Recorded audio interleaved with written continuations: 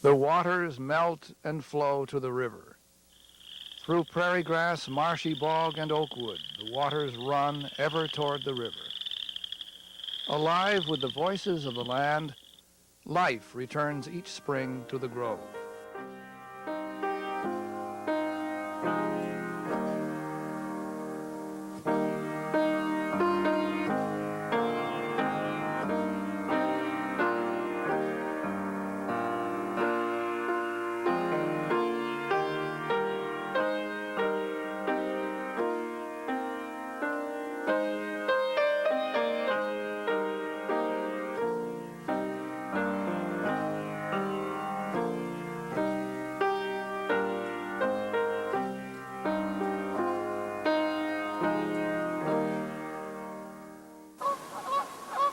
For thousands of years, the people of this land lived along the rivers. First the Iowa and then the Meskwaki planted along the streams and hunted in the oak groves. The Treaty of 1842 opened the territory to white settlers. 1845 was the season of great sorrow for the Meskwaki people, as many were forced from their villages, fields, and hunting grounds and taken to reservations in Kansas territory. The surveyors came and divided the land into squares, counties, townships, sections, lots. The grove claimed by Josiah Hopkins, once known by its towering oaks and meandering creek, became Hopkins Grove, Section 20 in Madison Township, Polk County, in the newly formed state of Iowa. For Josiah and Mahala Hopkins and Alexander and Elizabeth Pierce, it was a season of hope, a chance to start a new life.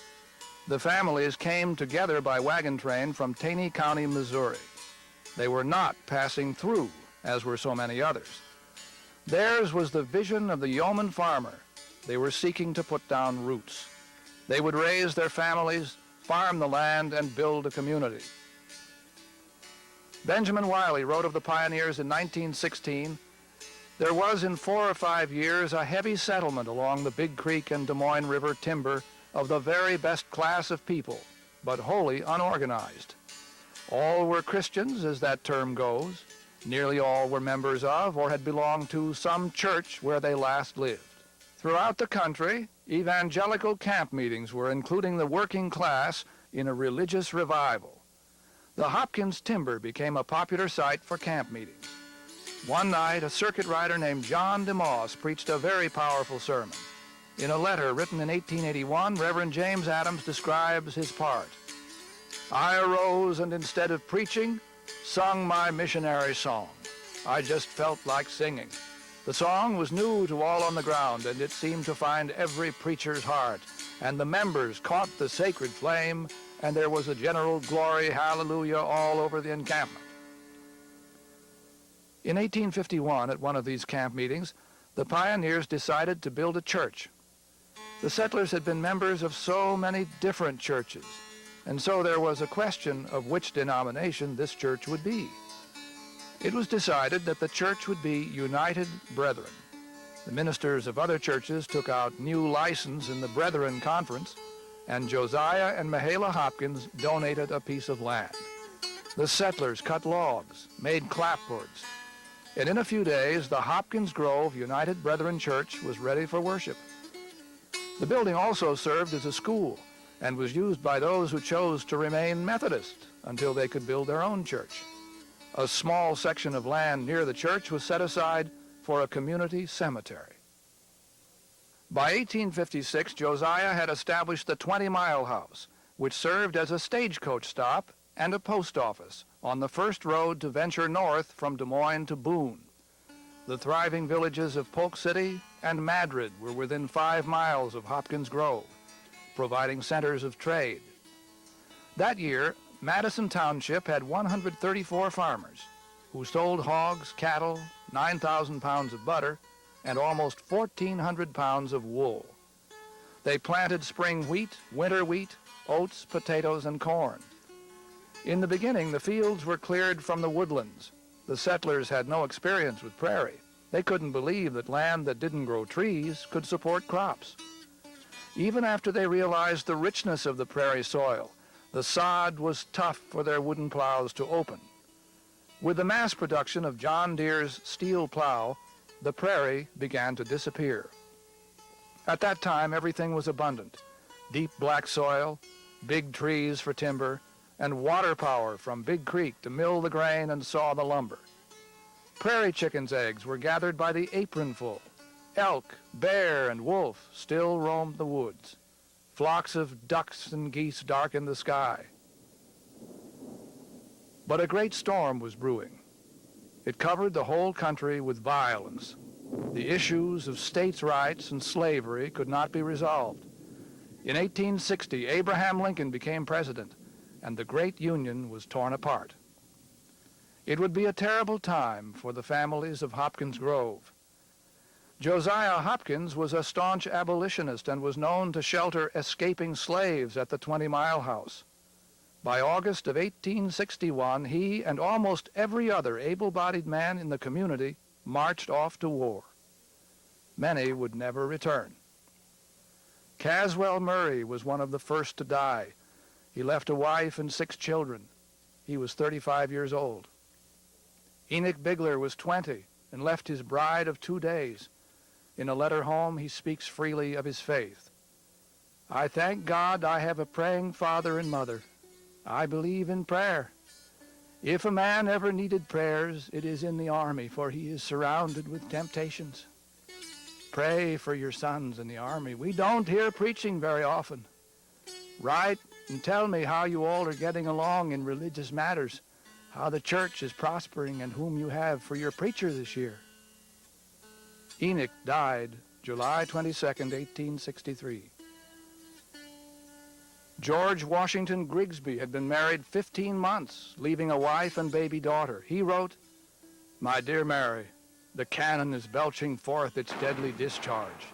We truly need the prayers of all our friends at home, that if we do fall, we may be prepared. My dear wife, if I am never permitted to meet you on earth again, pray that we may meet in heaven. I sometimes think it doubtful whether we ever meet again in this life, but we will hope for the best and be prepared for the worst." George was wounded at Vicksburg and died on the way home. Those that did return found that life had changed. Later in his life, Civil War veteran Benjamin Wiley remembered the days that followed the war. 1865 found Hopkins Grove badly depleted. Disintegration was fast gnawing away the bands which held Christian fellowship in unison. Death, wounds, sickness, and sorrow. For 5 years, all was loss of membership, with no converts. One of the losses was that of Josiah Hopkins and his family. Disputes among the congregation led Hopkins to take his family to Kansas, where he died a few years later. It was a cold and wintry time at Hopkins Grove. Then, in January of 1866, a quarterly meeting was held, and afterward a revival. Suddenly, there were 150 new converts. There was a discussion of building a new church. The new church was built, not in the quiet grove, but on the road, several miles north. Once again, the Methodists suggested joining together to form a union church, but it was decided that the church should remain United Brethren. The first services were held in the new church in September 1866. In 1868, Hopkins Grove was host to the United Brethren Annual Conference. When the church hosted its second annual conference in 1884, most of the old pioneer preachers were gone. In their place were younger, more formally educated men.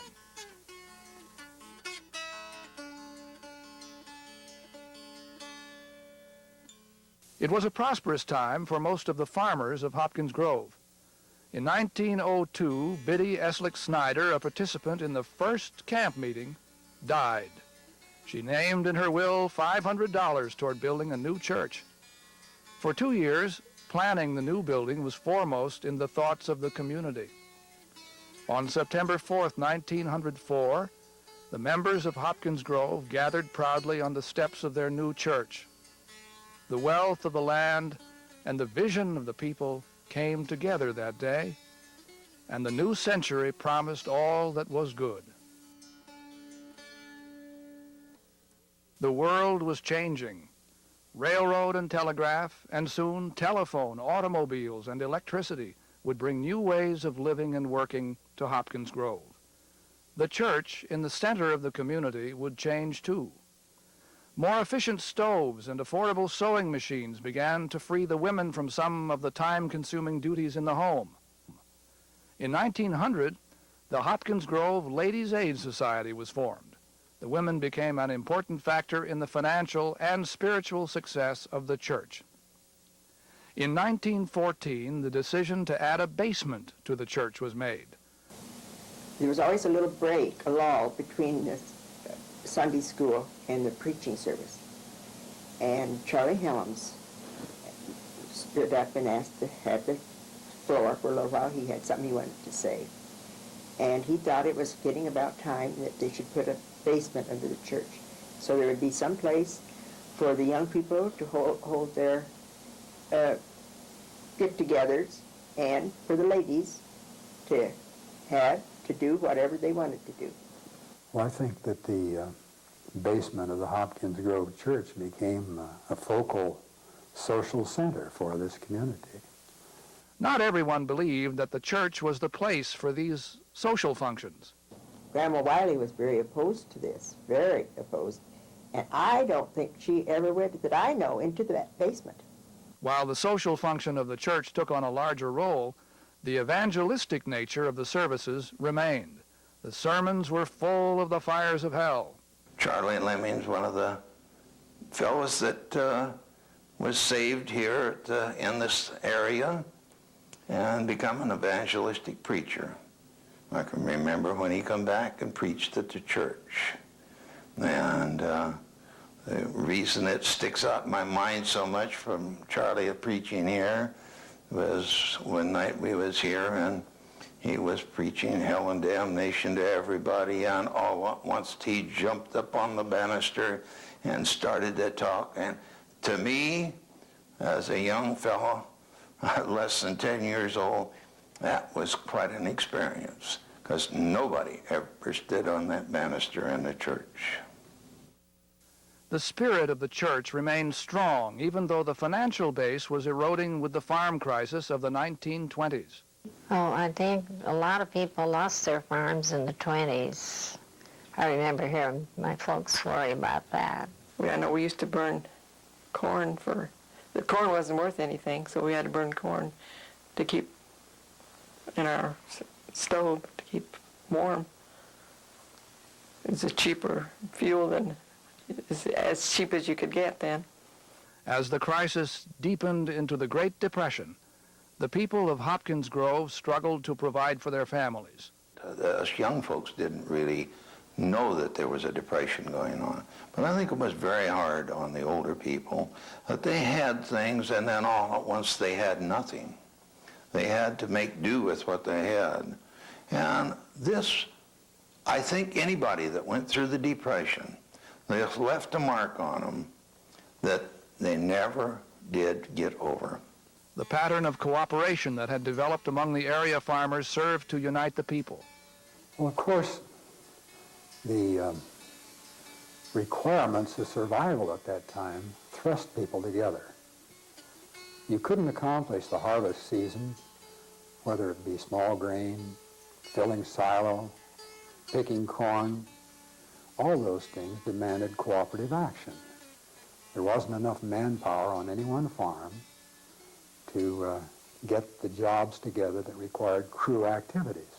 My dad always ran the steam engine, and Clyde Shear, he was on the other. Took a lot of workers, and we used to have 20, 21, maybe up to 25 for dinner when they were thrashing, and that was quite a thing. We thought that was really great. I know my mother didn't have a refrigerator, electric refrigerator, and we had a cave, and we had an ice box, an ice chest down there that she'd have to go to town and get her meat in the morning.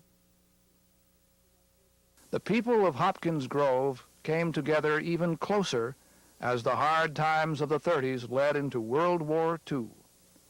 In the half-century that followed the Civil War, the United States had fought the Spanish-American War and the First World War, but neither of these wars had the effect on Hopkins Grove that World War II would have. Young men and women who had grown up together in the shadow of the church were being called to war. The Wiley boys left first, and then I left January the 9th of 1942, and I think my brother left in about 30 days later. Some of the women chose to follow the men into the military. Well, yes, we thought we could do our bit too. Even if we were women, you know, they were taking women in the service. Some stayed behind to labor in the plants that fueled the war. Once again, not all the soldiers would return to Hopkins Grove. I remember him mostly from the Christian Endeavor. He was quite active in that. And then when he went into service, it was the same as so many others were doing. At the time, you just think he's doing his duty and is going along the same as the other boys. But then when this time comes and he went down in the Mediterranean, then this was a very sad time.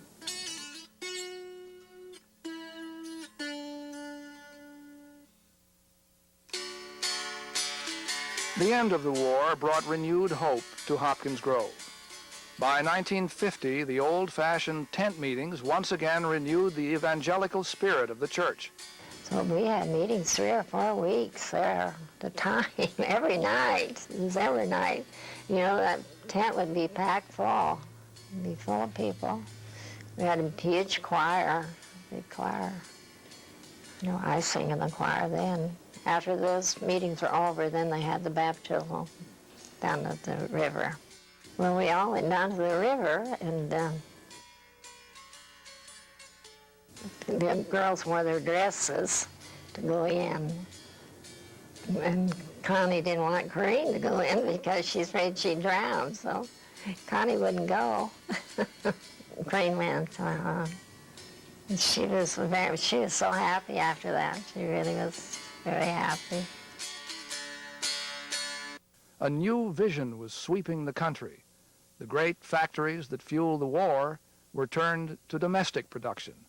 The high wages offered by the factories attracted families to the cities with the promise of comfort and security.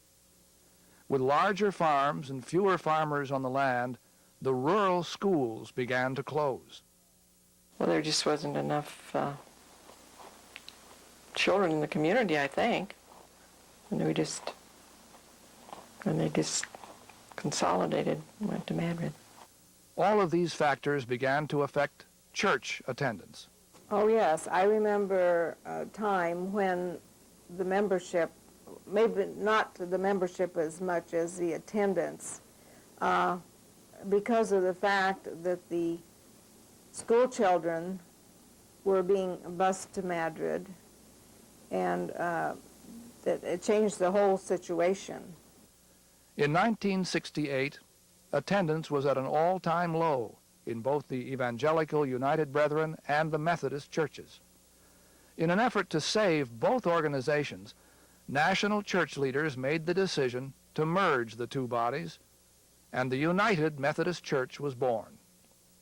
For some of the people of Hopkins Grove, this was a difficult time. Twice in the past, the community had chosen to remain United Brethren, and now the decision was out of their hands. The farming community of Hopkins Grove continued to change. The abundance of the land was wearing away. It took more and more money to buy bigger machinery. Fewer and fewer members of the church were farmers. Across the country, the small rural churches were being abandoned. As the churches closed, some of the faithful drove to big churches in the towns and cities, but many others would simply become unaffiliated. In Hopkins Grove, it was winter again. As church attendance fell, barely enough money came in to pay the bills. The membership held worship in the basement, unable to afford heat for the sanctuary. There weren't many younger people back in 20 years ago. And we didn't have very big crowds, and sometimes it was just a little shaky. You didn't know if we were going to continue or not, financially or otherwise. By 1981, average church attendance had fallen to 20. But the remaining few would not let go of the hope that the church would once again be a center of faith for the community. By 1985, several new families had moved to the Hopkins Grove neighborhood. They were not farmers, but had been drawn to the quiet countryside in search of community. The improved transportation that aided migration to the cities was now allowing city workers to live in the countryside. Gradually, new faces began to appear in the pews on Sunday. For the first time in years, cards went out inviting the children to Bible school. Because I thought the kids that John was 4 at that time and Annie was 3, and I thought they needed to get together with other kids in the neighborhood and need to get to know them better. So that's kind of the reason why I did it. And we were still going to church in Des Moines. And so it was, a long ways to Des Moines to go to church. So I thought it would just be fun to get together for the neighborhood kids to have Bible school. Well, we do lots of different unique things at Hopkins Grove Sunday School. And I think partly we can do that because we're a real small group. And so we can do whatever we want to. And I think one of the main things we've done is create a lot of traditions for the kids. And I think that's one thing that a lot of children don't have nowadays, where they have a lot of things that are the same from time to time. In the fall, when we start our Sunday school, we always celebrate Rosh Hashanah, and we walk down to the creek that's right by church, and they throw their bread in the river and throw away their sins and think about the new year that's coming up. In the spring, we go and pick lilacs down by the lake and bring them into church and decorate the church with those. Another thing we do is we always have our Easter egg hunt every year. And that started out real small with just a few children. And we had hard-boiled eggs and we hid them. And every year it's just gotten bigger and bigger and bigger. Well, now we decorate about 30 dozen eggs, hard-boiled eggs. And then we have 2 dozen golden eggs or silver eggs. And we hide them in the cemetery, and then the kids all go and find them. And that's been something we've been doing for like 8 years now. And even though our kids are getting older, they're 12 or 13, they still want to be a part of the Easter egg hunt. So it's been a real special thing for all of them. And at Christmas, we have a Christmas program like most churches do. Other than I think our kids have all got to be all the main characters in the Christmas program. So it's pretty much a tradition for them to do that kind of thing too. And I think that's the main thing, that they learn most from example of seeing what we do. And it's not so much what we say or what we teach them about the stories. It's that we're there and we care about that they are there. Bring up a child in the way he should go, and when he is old, he shall not depart from it. Spring has returned once more to the Grove.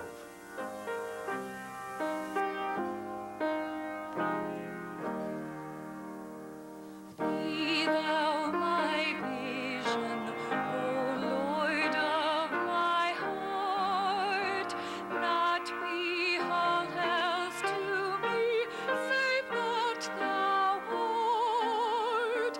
Thou my best thought by day or by night.